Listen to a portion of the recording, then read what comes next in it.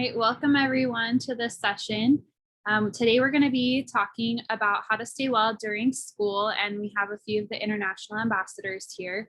So we're just going to quickly introduce ourselves.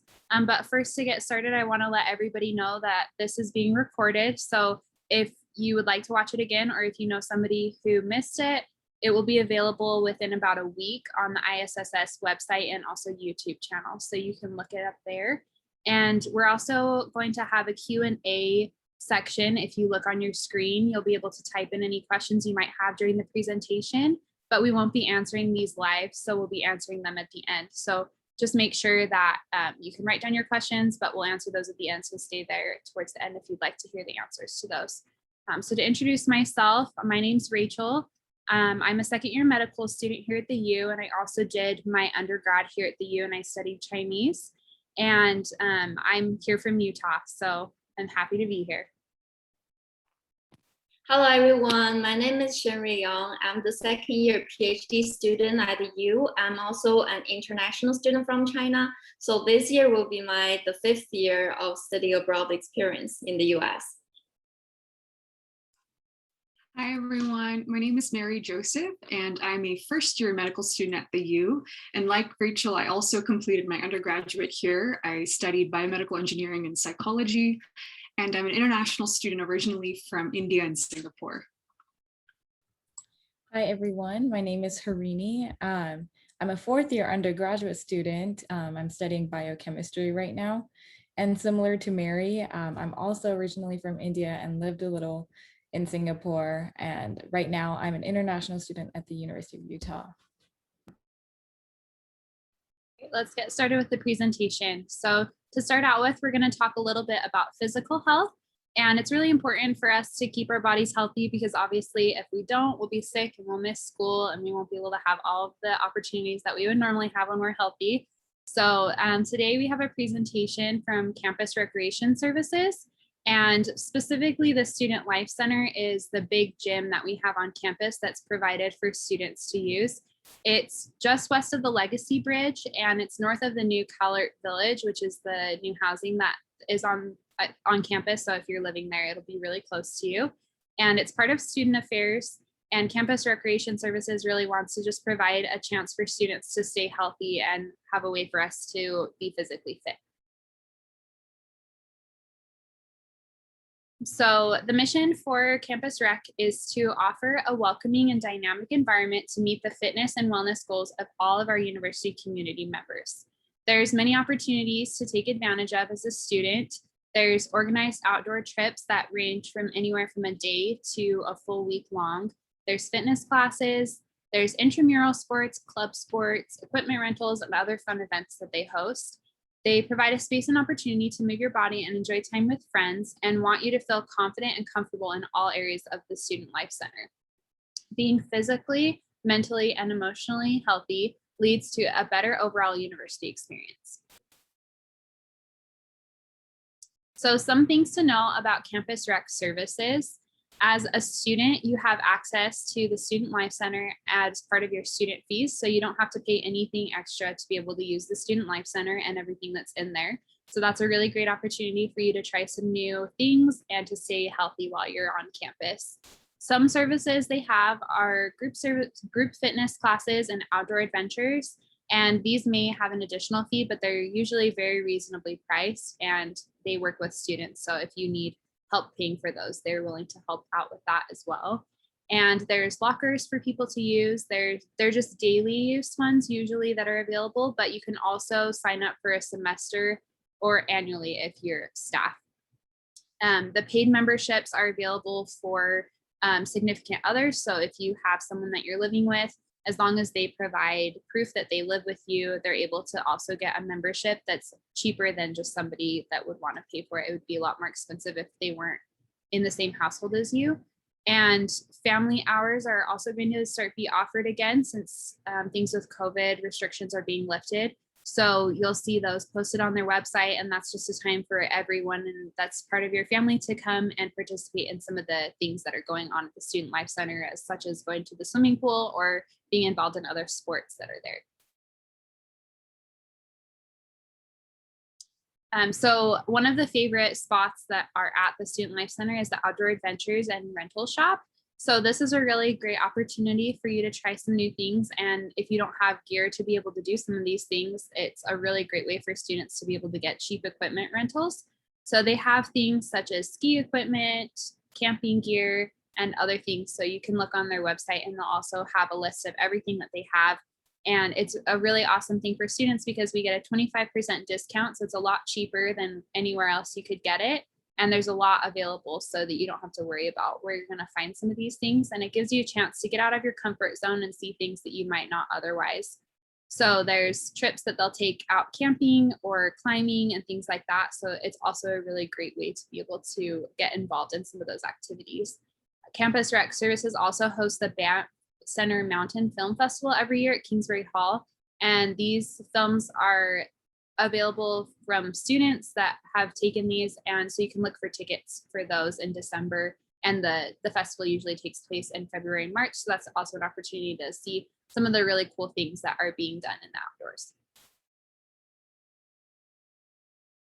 So Outdoor Adventure is the largest, most comprehensive rental shop in the country. So that's really awesome. The Student Life Center is pretty new, so they have a lot of great gear and things available for students to use. If everyone was to rent all of the Outdoor Adventures boats, you and 554 friends can enjoy a day on the water. So that's great. You can go out and hang out with all your friends. And they have a full selection of winter gear, skis, snowboards, and a whole bunch of other skiing equipment that I'm not very familiar with. But if you want to try out some skiing stuff, that is your place to go. And there's also a lot of camping equipment so that if you want to go spend a weekend with your friends in the mountains, there's all sorts of things available, sleeping bags and tents. So you don't have to worry about buying any of that stuff and storing it. And they also have trips and trip leader training programs. So if you want to just go on a trip and enjoy yourself with other students, you can do that, or you can be trained to be able to take other friends with you on some of these adventures. So the Student Life Center has a lot of really fun things to do as well, such as rock climbing, and there's multiple pools that are at the Student Life Center. So there's a 50-meter lap pool, an indoor leisure pool, a large hot tub, and an outdoor leisure pool. So you can pretty much find any sort of water thing that you would like to do. There's private and group swim lessons. There's fitness classes that take place in the pool. And there's also spaces that they'll sometimes do things like kayak rolls. So if you're familiar with kayaking, you can learn how to do some things in the big pool that they have there. And they'll have a lot of other programs that they'll do, such as yoga on paddle boards out in their swimming pool. So that's something to keep an eye out for if you're interested in doing some of those things. And the summit, which is the picture on the left, that's a 54-foot climbing wall. And there's also a 13-foot bouldering wall that's on campus as well. So there's a lot of climbing classes and clinics. So if you're not familiar with what's going on, you'll be able to learn how to do some rock climbing and some other things. So if you're not familiar with it, there's lots of people there that can teach you how to do that. They also have some themed climbing nights that are available, and they have competitions. So you can win some prizes if you want to get involved in that. So we have the core and courts here in these pictures. So the core has free and machine weights, cardio machines, and stretching areas. And there's also a smaller, more private area called the Cove, which gives you a little bit more privacy to be able to work out. There's 3 full basketball courts and outdoor courts. So there's sand volleyball and outdoor basketball courts. And there's fields that are open for use as long as there's no games or practices going on by university athletics. So the McCarthy Family Track and Field, the Union Federal Credit Union Playfield, and the Crimson Field for soccer and lacrosse. So those areas are available for students and other people that want to go to them as long as there's no scheduled activities going on there, and you can check the hours on the website to do that. And if you're interested in reserving it for a certain amount of time for a group activity, you can also do that. And that's really convenient, and you can look on their website as well for that. And there's a lot of ways to keep moving. There's personal trainers, and there's also a lot of fun fitness classes, such as body pump, high fitness, Zumba, cycling, Pilates, yoga, and other activities. So you can pretty much find any sort of class that you might be interested in taking. And there's also some virtual and on-demand options that will be offered in the fall. So if you want to just work out from home instead of coming to the Student Life Center, those will also be available. Certified personal trainers are available for you to pursue fitness goals that you might have. And there's also classes that you can learn how to be a personal trainer and do fitness for others. Intramurals are a great option for students to get involved in sports that they may have a liking to, so such as soccer, basketball. So these are a really great way for a low-key opportunity to practice sports and to facilitate friendships and build community with other members on campus. You can sign up for leagues on their website and through IM Leagues. Club sports are also offered for Campus Rec. So these are a little bit more competitive. So if you're interested in things like swimming, or there's also like soccer, basketball, things like that, there's a ton of different clubs, teams, and these ones actually compete with other universities.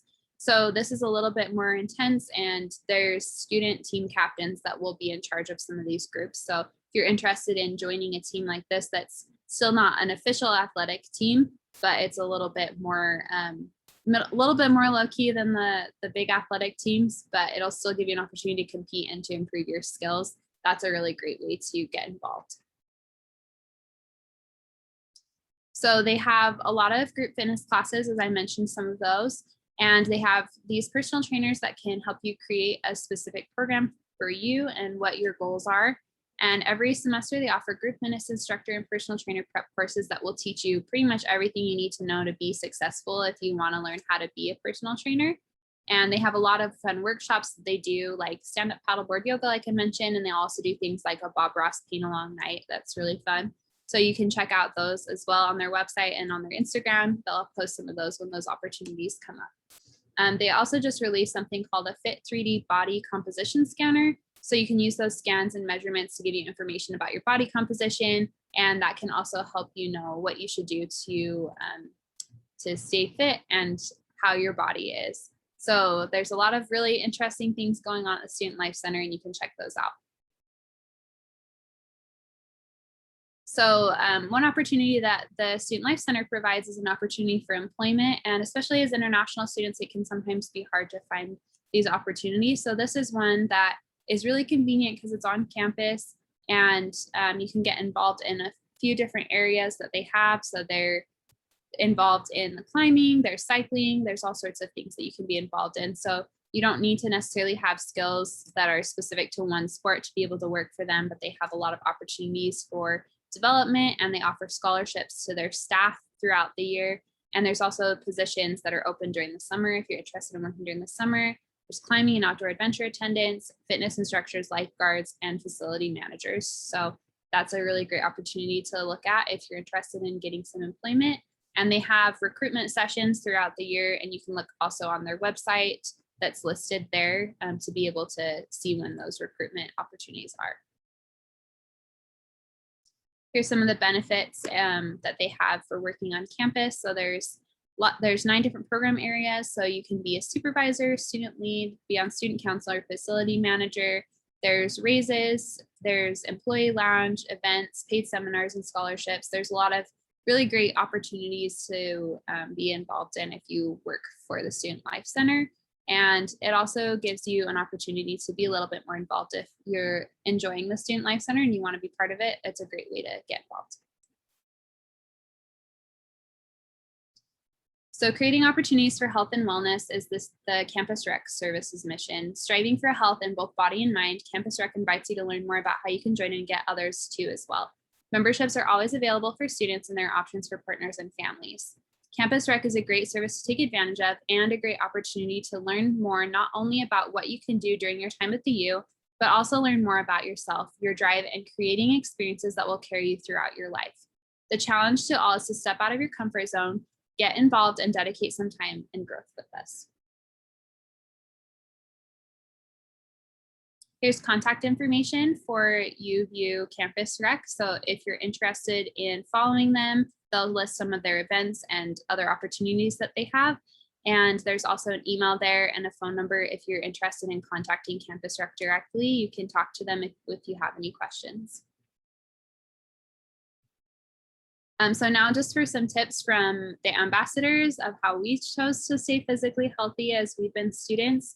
So for me, I just recommend that everybody find something that they love to do that will keep you active. So whether that's hiking or going swimming or just going on a walk around campus, I think it's really important to find something that you really enjoy doing so that will help you stay physically active.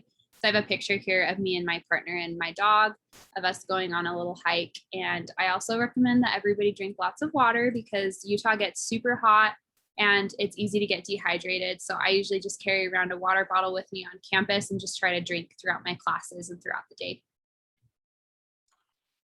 Yeah, for me personally, when I started college, I wasn't a super outdoorsy person. So the way that I stayed active was by, joining student clubs and interest groups on campus, like dance teams or intramural sports that Rachel mentioned earlier, just that are available at the University of Utah campus. So that way you're able to merge, your hobbies, things you enjoy doing, just like Rachel mentioned, and also stay active, meet new people, and have lots of fun.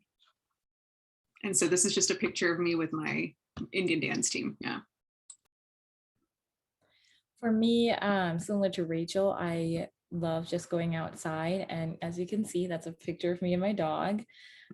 Whether it's watching him play on the grass or me throwing a ball and just having fun with him, I really think that getting that time to yourself outside of classes is really beneficial to your well-being.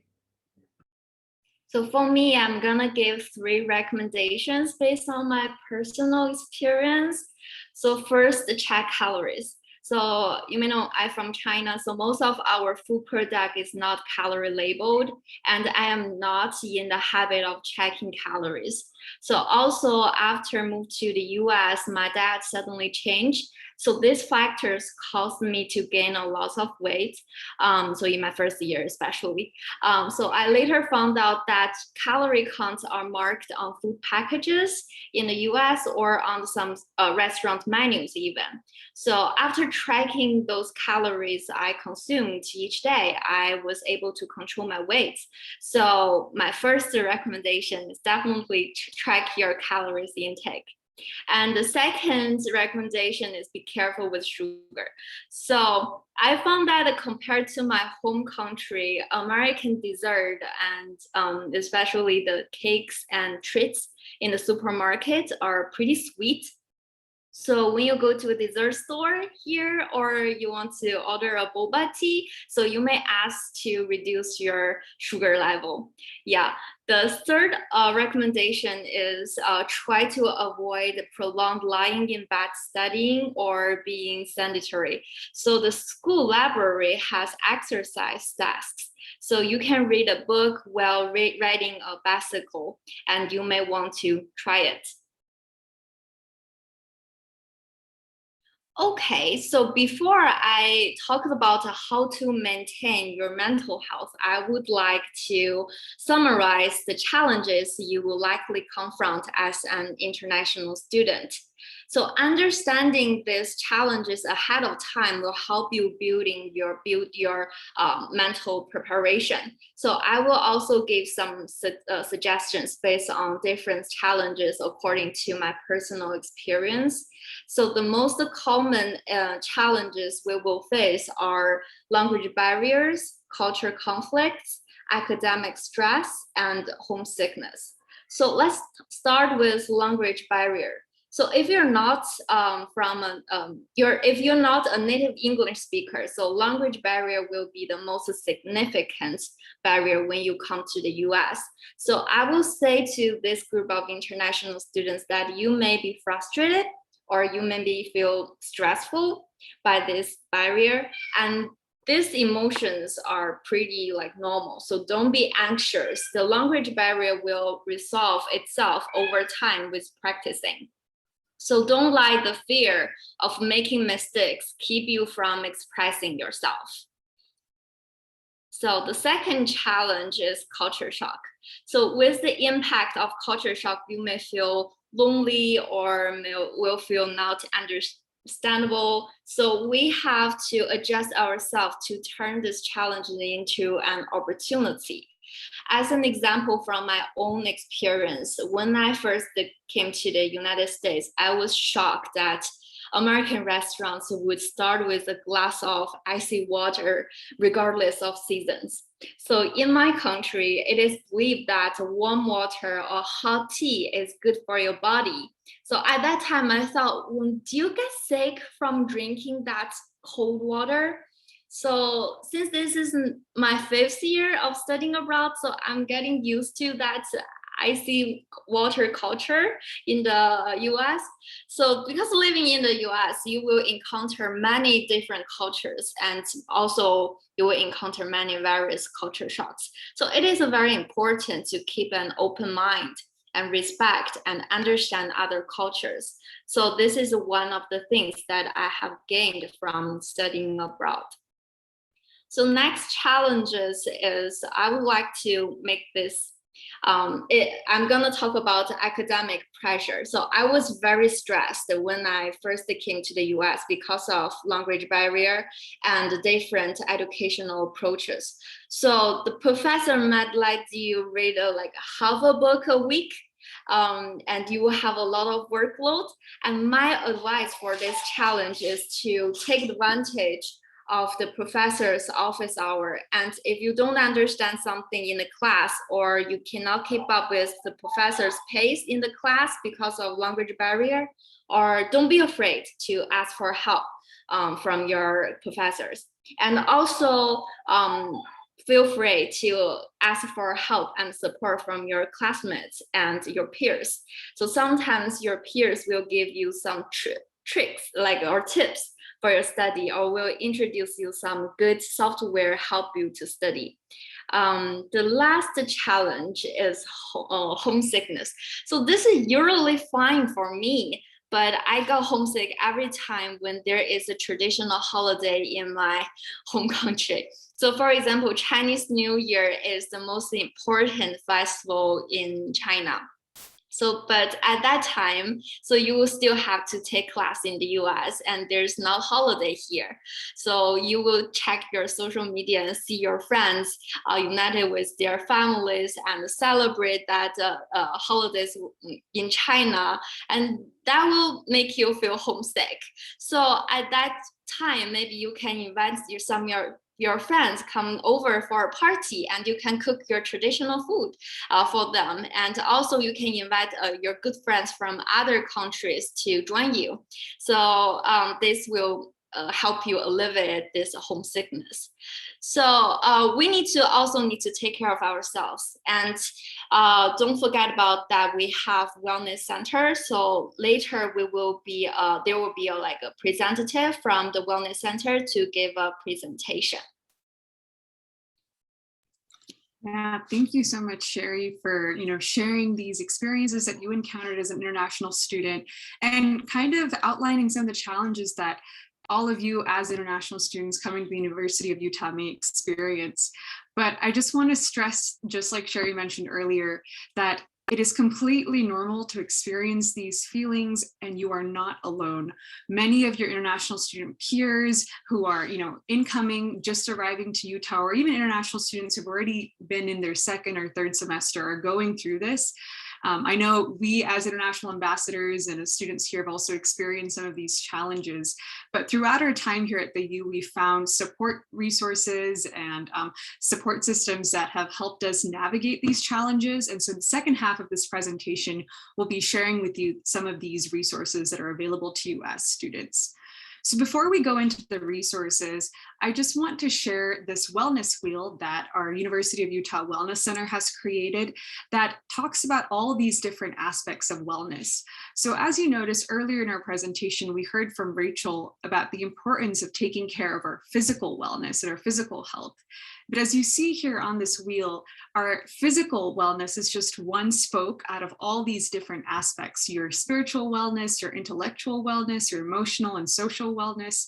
And it's very important to take care of all of these different aspects of your wellness, because only taking care of one area, suppose just intellectual wellness, can cause us to experience maybe well-being for a short amount of time, cause us to feel happy and successful, but it's not quite sustainable wellness, right? After a while, you may feel like you're not being able to cope with school or thrive in college. So taking care of all these different areas ensures that you have sustainable wellness and are fulfilled with your college experience at the U. I also want to stress that you may not feel 100% in all of these areas all the time. I think it's quite impossible to do that, but that's totally okay. Just recognizing that there are some areas of our wellness that we are thriving in, and also understanding which areas we may need additional support can help us seek the correct resources that we're in need of and take positive steps to become more holistically well and take care of our wellness. So if you want to learn more information about each of these different spokes on this wellness wheel, please feel free to check out wellness.utah.edu, the link that's shown on this slide. They go into detail, the website goes into specific details of what you can do to take care of each of these different aspects of your wellness. Next, we're gonna now take the time to share some wellness and safety resources on our University of Utah campus. So the first program that I want to highlight to you all students is called WellBeing Elevated, and it is a positive and clinical psychology-based program that is geared specifically for college students. So what makes this program so unique is it was created by University of Utah students for University of Utah students and is run by trained peer facilitators. So I know sometimes for me, it can be really daunting to go talk to a counselor or a professional or an advisor, just because I feel like they may not be able to relate to some of the experiences that I'm going through as a student. So in this program, the WellBeing Elevated program, you are, going through sessions with your fellow peers who are also college students and may understand some of the experiences you're going through. So the WellBeing Elevated program consists of 6 group sessions that are spread throughout both the fall semester and the spring semester, and you can choose which semester you want to participate in. And students going through this program learn how to cope with stress, whether that be, family issues or, daily stressors from college. You also learn how you can maintain a healthy, positive relationships, and also just in general, learn how you can thrive and flourish as a student in college and also when you graduate. So this program has been running on our University of Utah campus for now about a year. And especially this past year during COVID, a lot of the students that participated in this program greatly benefited from it and really liked the experience that they gathered. So this coming fall semester, the sessions will start on October 18th. And also by participating, there's also a financial incentive and a financial reward that you can gain by participating in all 6 sessions. So if you are interested in signing up and participating in this program, feel free to check out wellbeingelevated.co or just pay attention to your University of Utah emails. Come fall semester, you'll get more information on how to sign up for these sessions. Thank you, Mary. That resource is very valuable. And in addition to that, there's also the Counseling Center, which is located in the Student Services Building. It's right across the Union, and it's open from Mondays through Fridays from 8 to 5.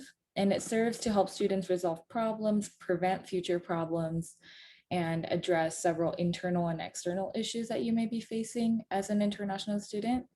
And some of the services they offer include individual counseling, group counseling, couples counseling, psychiatric medication services, and crisis services. And I think as of just this October 2020, they don't charge for the individual, group, or couples counseling services for University of Utah students. And the Safe U campus resource, my favorite app, it's called the Safe Utah app. The resources that are on the app are specific to the campus and the local area, and it's directly linked to the university CIS page, which you may be hearing a lot from your other orientation webinars. And Safe Utah is also used to report violence, sexual harassment, sexual assault, or discriminatory actions that happen on campus, whether you see it or you are a victim of it. And there's also another part of the app called Tap Ride. I forget if it's a separate app. If it is, forgive me, it's called the Tap Ride app. And you can request a ride and from anywhere on campus. And let's say you're at an OChem lab until 9:30 p.m. on campus and you're don't have a car and you have to go back to the dorms. You can use this app usually after 5 p.m. and request a ride to get dropped off at a bus station, tracks, or the dorms. And it's been very safe. I am a frequent user of the app. I already have it downloaded for fall semester just to get prepped because I know we all will have night classes or labs. And lastly, the Wellness Center. So I know Sherry and Mary already touched a little bit on this, but I just want to highlight some of the services that they offer, which includes the Victim Survivor Advocates, which is also located in the Student Services Building. They have free STI and HIV testing, which is in the Student Life Center, where the gym is at and what Rachel was talking about. And you can also get safe sex supplies from the Wellness Center. I guess, because I can't cover everything about the Wellness Center, we have a representative from the Wellness Center to explain more about what they do and what they offer.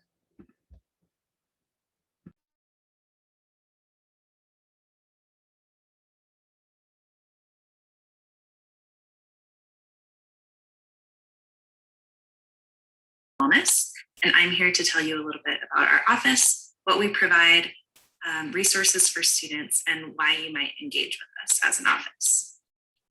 So first, let's show our mission. We aim to cultivate a holistically well and safe campus community, and we believe that wellness is the foundation for student success.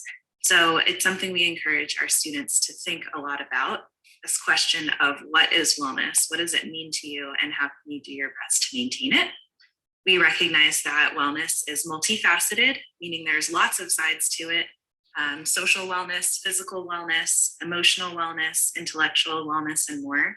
It's also dynamic. So this means it's ever changing and depending on what's going on in your life, what time of year it is, your study load, your workload, your wellness may look different and it may have different needs. And so we encourage our students to think about where they are at in the current moment and what they need to continue to be well.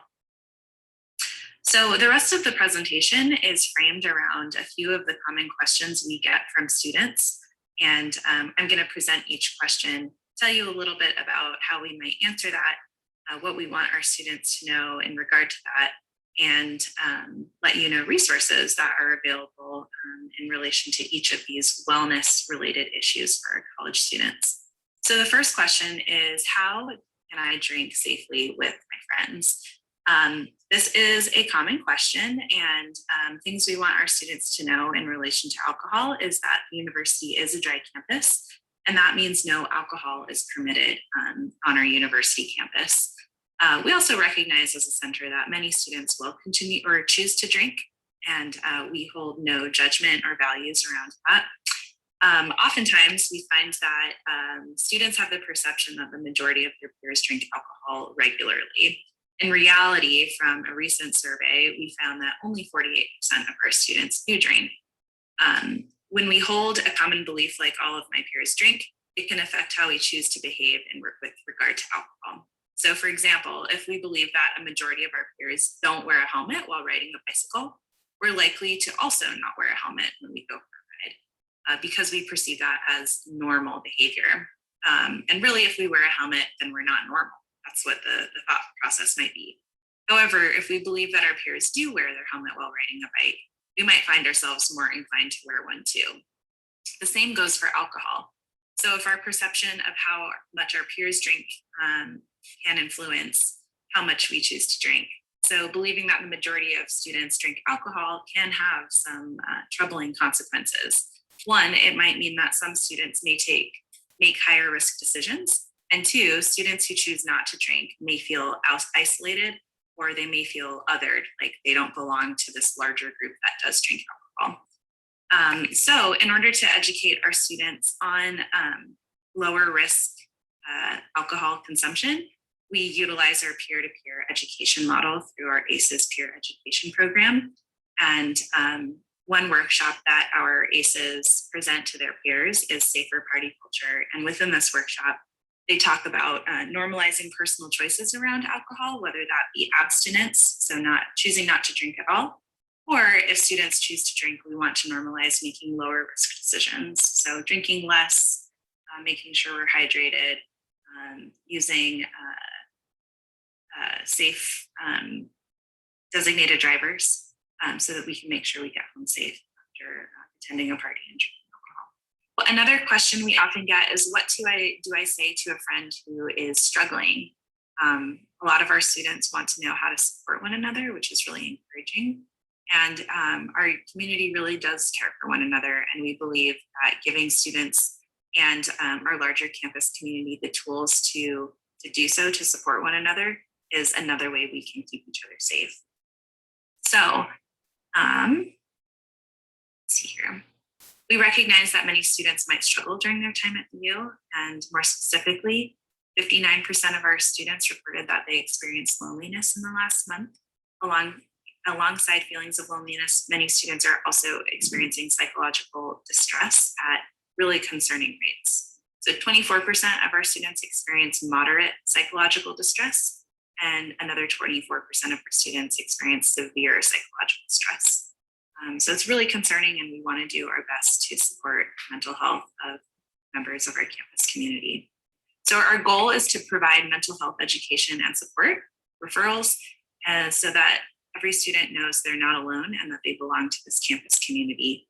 These data points make addressing student mental wellness even more important. As of fall 2020, as an office, we started offering mental health first aid training for students, faculty, and staff, thanks to the Huntsman Mental Health Gift. MHFA teaches participants how to notice signs and symptoms of mental health challenges and how to support the person experiencing it. It provides an opportunity for our campus community to reduce stigma around mental health needs and understand resources on campus and off campus. To learn more about this training, you can contact our office, and we'll have contact information at the end of the presentation. We also offer a stress care workshop facilitated by our ACEs peer health educators. This provides a space for participants to think about their unique personal stressors and develop a plan to move through them while maintaining wellness. Additionally, ACEs host a walk and talk program. This allows students to promote both their physical and mental wellness. While walking with an ACEs peer educator, students can talk about mental wellness resources and educate or get education on positive ways to alleviate their stress.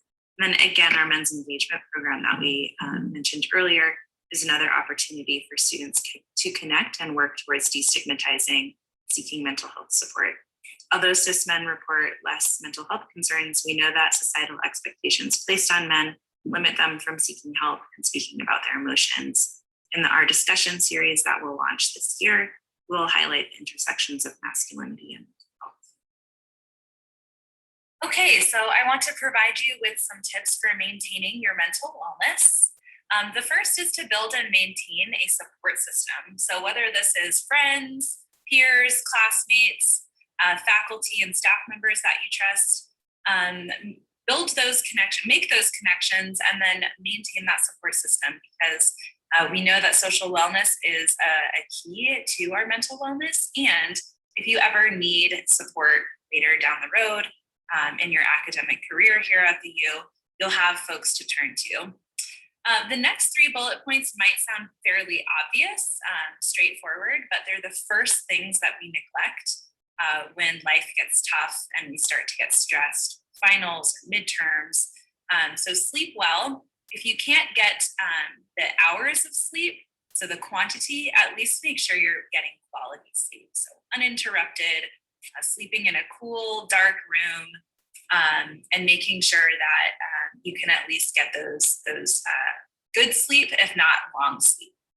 Eating a balanced diet, we know that physical wellness is intimately tied to mental wellness, and so making sure that we're getting those main food groups, lots of fruits and veggies, and protein, starting our day with protein, and then when we are snacking, making sure that they are healthy snacks, small in size, and that can go a long way.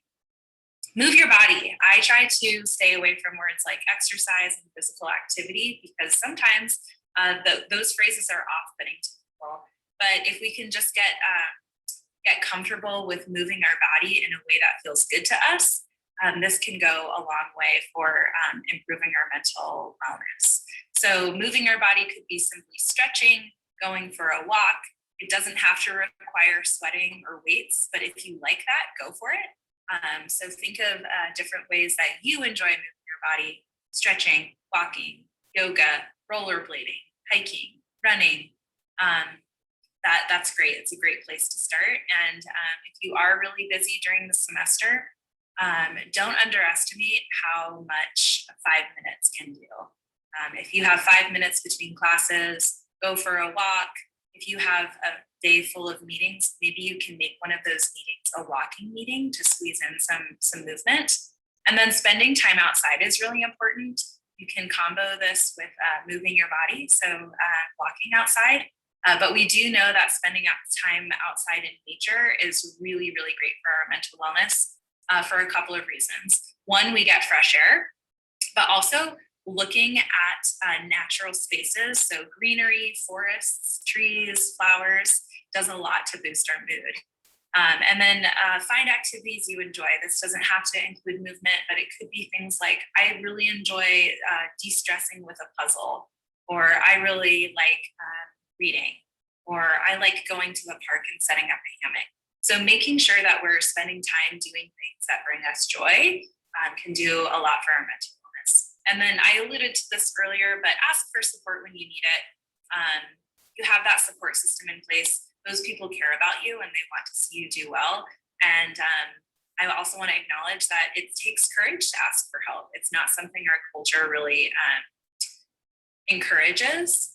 So it can feel hard, but the people that are around you and surround you, they care about you and they will want to help. Other services and programs available in the Center for Student Wellness. We've heard me mention referrals throughout the presentation. If we can't help you, we likely know who can. So who can help you. So please reach out and we'll do our best. We also host 2 awareness campaigns throughout the academic year: Domestic Violence Awareness Month, or DVAM, and Sexual Assault Awareness Month, or SAM. Those happen in October and April, and there's ways for students to get involved and engaged. We offer workshops and presentations like these and the others I mentioned during the presentation, like Check on Utah Bystander Intervention Training, Challenging Rape Culture, Safer Party Culture, and more. Our victim survivor advocates offer support groups for victim survivors of interpersonal violence. And if you follow us on social media or our website, we'll have details on how you can join there.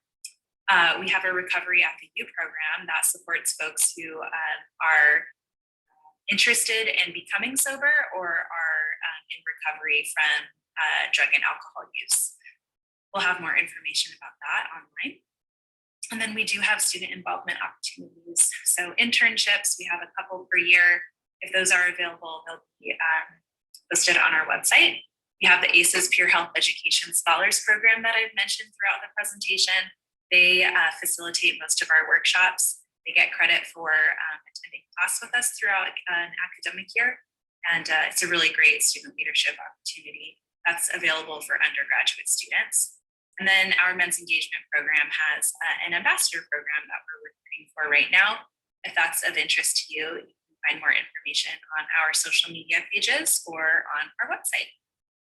On campus, we have 2 locations. Our health education program is located in the Student Life Center, and the VSA program is in the Student Services Building. And then just wanted to give you all a picture of our team. Here we have listed our director, our victim survivor advocate team, and our executive secretary. And then on this page, we have me, the assistant director of health education, our health educators, our men's engagement coordinator, recovery program coordinator, and marketing and communications program assistant.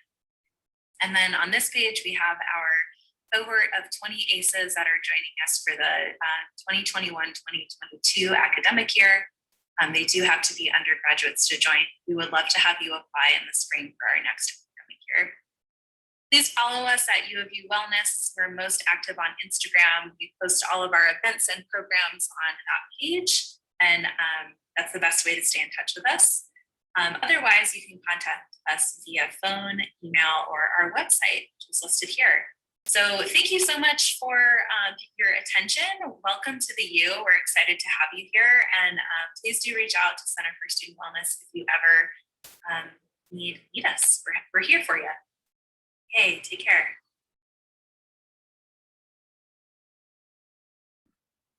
And on that note, I guess the ambassadors and I will want to share a couple of tips that we use to combat, I guess, internal issues that we may face during the school year.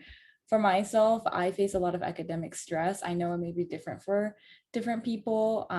I always meet with my academic advisor to plan out my classes, and my rule of thumb is to meet at least once or twice a year, so about once per semester.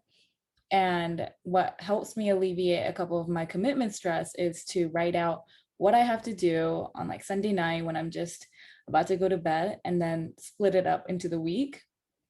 If I have a test on Tuesday, obviously I'm not going to do everything on Monday night, right? And so I find that writing it out and seeing it kind of scattered throughout my week helps me feel better about how my week is about to go. So that is what I have to share. Thank you, Hernie. Those are really useful advice to kind of fight academic burnout. For me personally, the first advice that I kind of learned the hard way was to not be afraid to ask for help. And I think that has been repeated countless times during today's presentation. I think sometimes culturally it can seem like admitting that we need help or additional support is a sign of failure. And I think one thing that I would just share is we're all paying tuition to attend the University of Utah. So a lot of our tuition money is going to fund these support resources like the Wellness Center, academic advising. So please do not be afraid to ask for help, whether that be academic help from your professor or TAs or the tutoring center, or mental and emotional help from counseling services or the Wellness Center.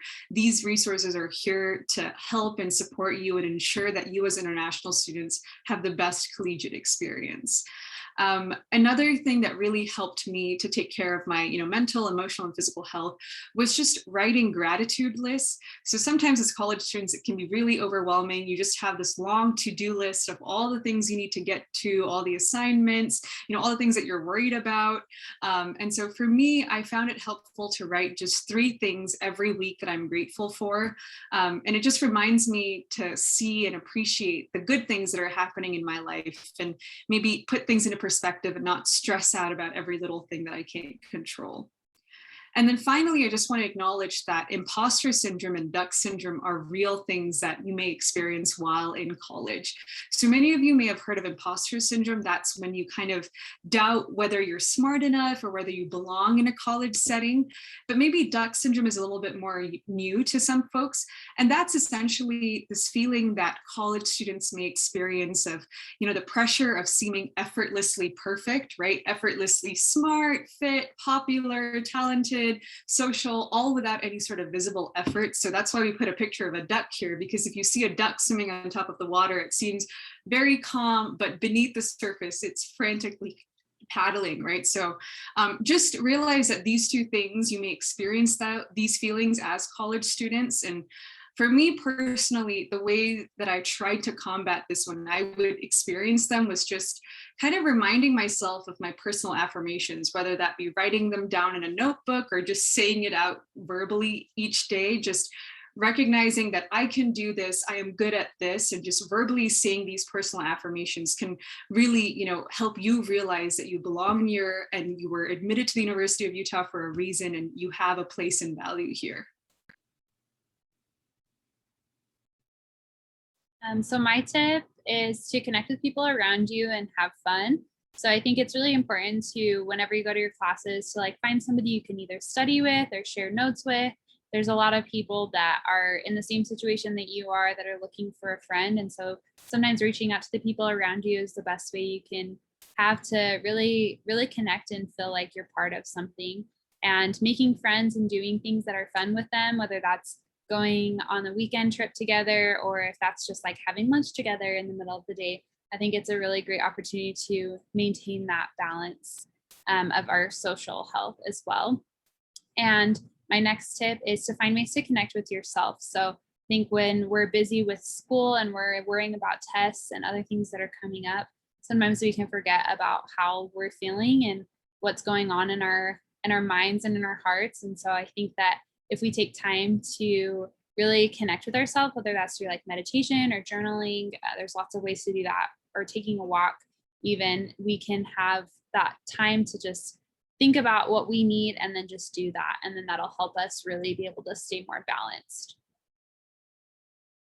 Based on those great tips, I think I only have one tip to add it up. So my tip is make travel plans for the end of the semester. So after a whole stressful semester, you may want to treat yourself a wonderful trip.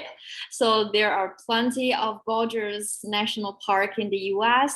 So after a semester, and go to the nature, soak yourself into the nature, and that really helps you with alleviate your stress.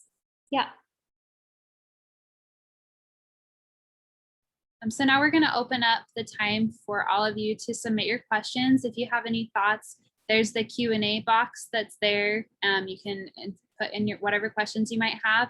And we also just have this question for you to think about. And if you would like to share with us, what are you most worried or concerned about coming to the US or Utah and starting at the U, just so that you can have students who we've experienced what's going on and we know what it's like to live here. If you have any questions, just go ahead and put those in there and we can talk about our experiences or try to give you any answers to questions that you might have.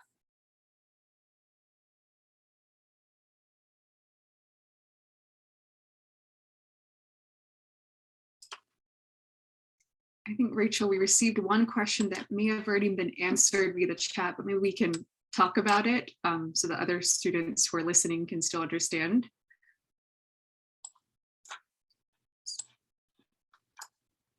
Let's see. So the first question was from Hussein, who was taking into consideration that I'm a part-timer and a student simultaneously. Does the Wellness Center take into consideration time accommodation for me to get the best experience from it? So I know, Harini, you kind of answered it. So maybe if you want to start us off answering Hussein, that would be lovely.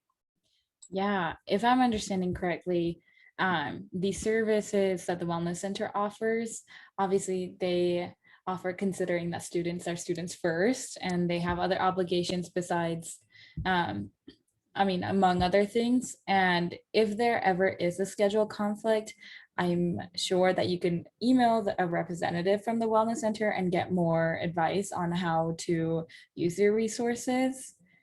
That's my understanding. I don't think the representative touched on that on the video, but I'm sure we could also ask and get back to you, Hussein.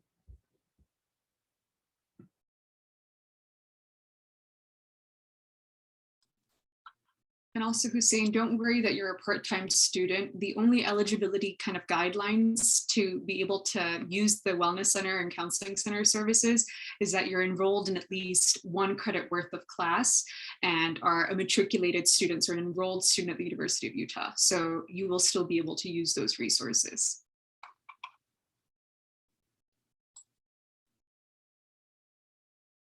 So it looks like the next question we have is, I'm pretty worried about the housing prices on the rise. What surrounding areas are still price accessible and nearby the U? I'm nervous about the night classes and getting back home safely. So I think that's a really great question, and housing prices are getting more expensive in Salt Lake City. And so sometimes a lot of students will just commute into Salt Lake. But we also have a lot of on-campus housing options. There's medical towers, there's on-campus housing that are student apartments, and there's a bunch of different options that way. If you're interested in living on campus, I think that's one of the most affordable options if you'd like to live on your own. But there's always the option to find housing opportunities and roommates for apartments that are still in Salt Lake City, close enough that you can take tracks or a bus into campus. And I think, Mary, did you have another comment on that? Oh, no, I was just marking it as we're answering it live on the webinar.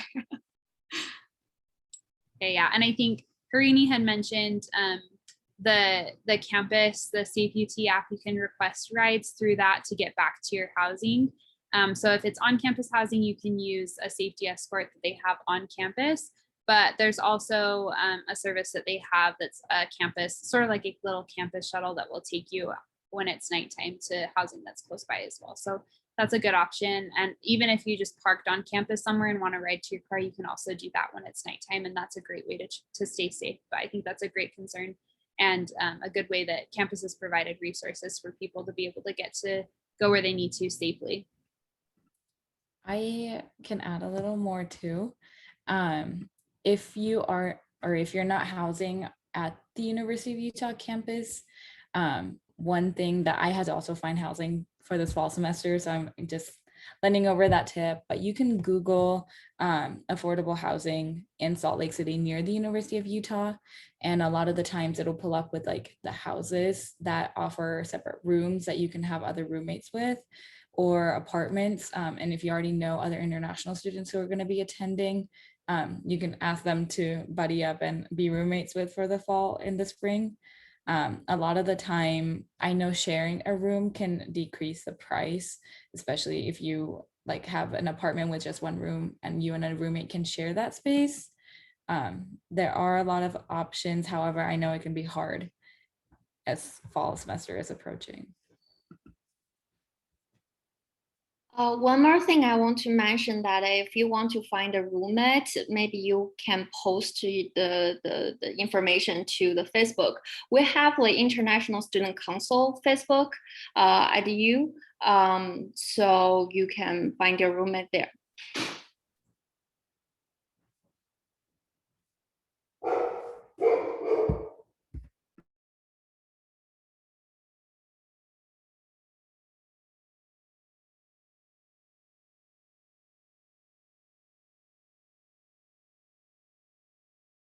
Okay, the next question we have is, will the university help us discover, find out extracurricular activities that we can take place in Salt Lake City that would not conflict with the values of the U?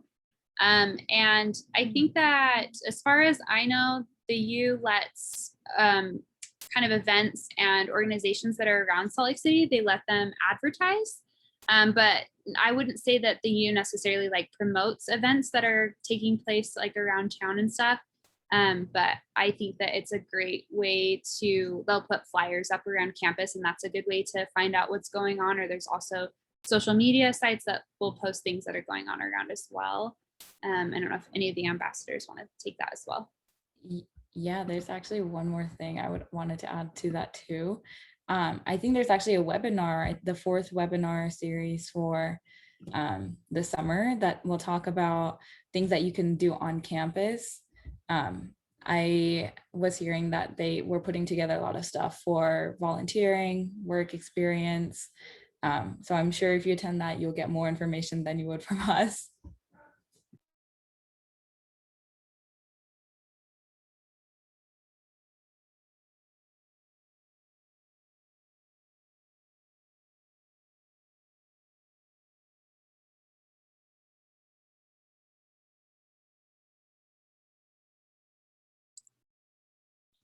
Perfect. Are there any other questions, any last minute questions? Feel free to throw that in the Q&A chat. Oh.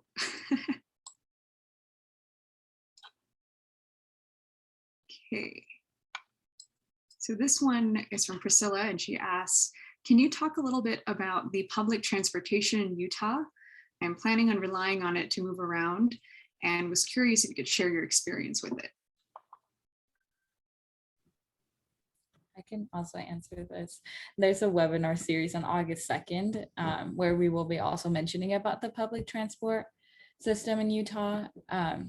The track specifically, like the train going from U to near neighboring neighborhoods, I guess, is Red Line. I know Red Line will take you directly from like a grocery store that's like a mile away to the University of Utah campus, and you'll be dropped off at the stadium, and then you can walk to campus places, and then there's a shuttle system on campus that can also transport you to and from other buildings.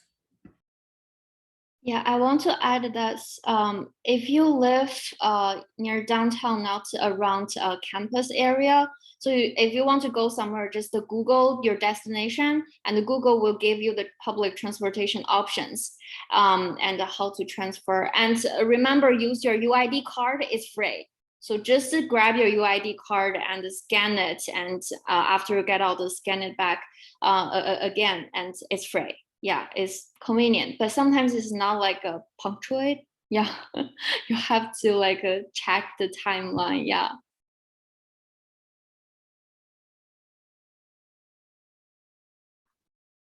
Yeah, these are great tips. And yeah, remember your UID card. And I will say personally, I relied on tracks for the first 3 years of my undergraduate here. I didn't own a car, and I was able to get to all of my classes using the UTA tracks, which is our train line in Utah that goes right into the heart of campus, and also just shuttle buses that our University of Utah has. So you can get around to your classes using that without a car.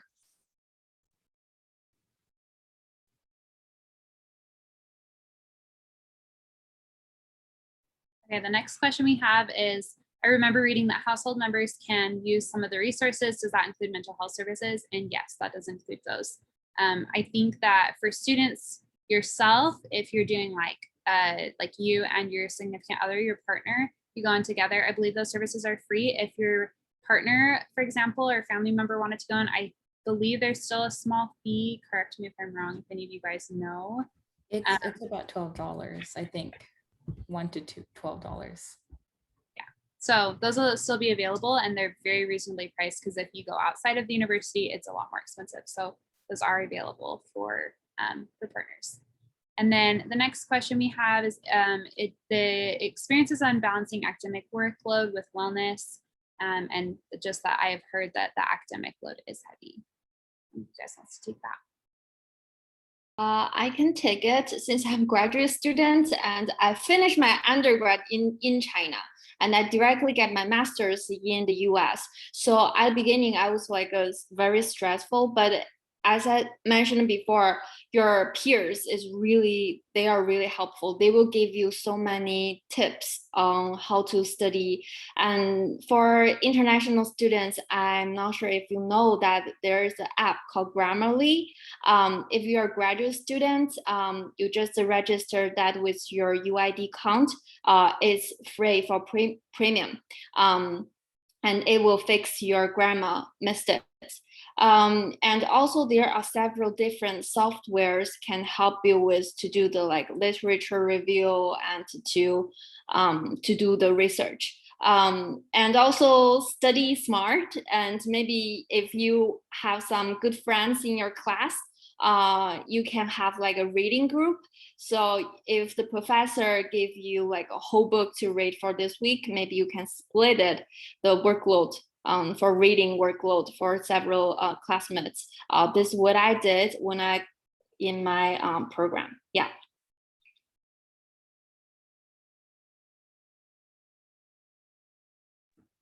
That's some awesome advice. I also on adding on to that, don't be afraid to ask your peers, is what I would say, because most of the time they're probably wanting to ask you to, but usually someone's always going to be scared to make that first initiative. And I mean, after you ask for a couple of times, it just becomes more natural, and people really do want to work with you. There's no shame in asking for help.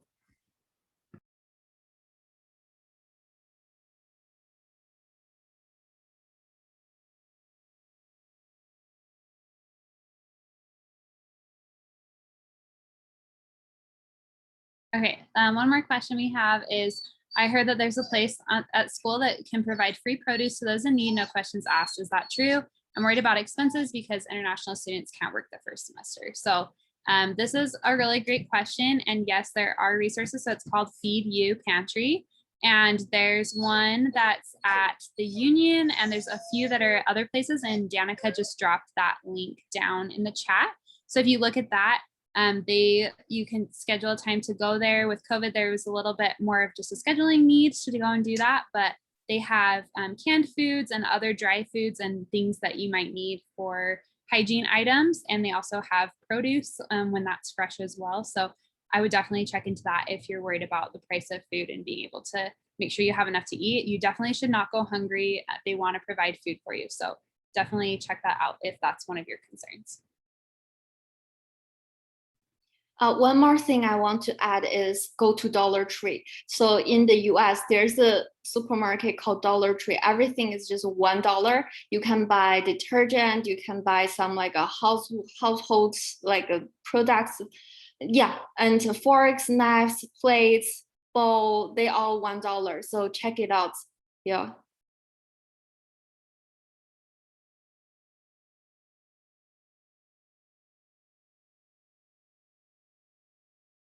Perfect. Yeah, these are great resources. The Feed You Pantry, please use it. It's a judgment-free zone, so they don't care how much you're taking or how little you're taking, use it. And then yes, we love Dollar Tree. I think on a college student budget, it's the best option to get your groceries or just your, like if you're needing supplies, go check out Dollar Tree. So with that said, we're kind of wrapping up our first webinar. Thank you all so much for joining us and asking all these excellent questions. We're so excited to have you guys here at our University of Utah campus. If you have any questions, even after this webinar or regarding orientation or adjusting to Utah, feel free to contact us at international-welcome@utah.edu. And then also you can visit the isss.utah.edu website for more information that's specific to international students and your time here at the EU. And so just before we wrap up, I just want to plug that we have many more webinars that are planned for you that you may find helpful and useful.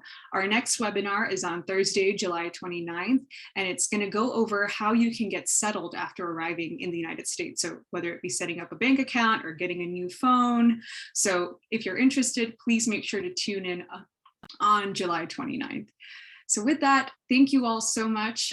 We wish you all the best of luck as you come into the United States and start your fall semesters at the University of Utah. Thanks and have a great day. Bye.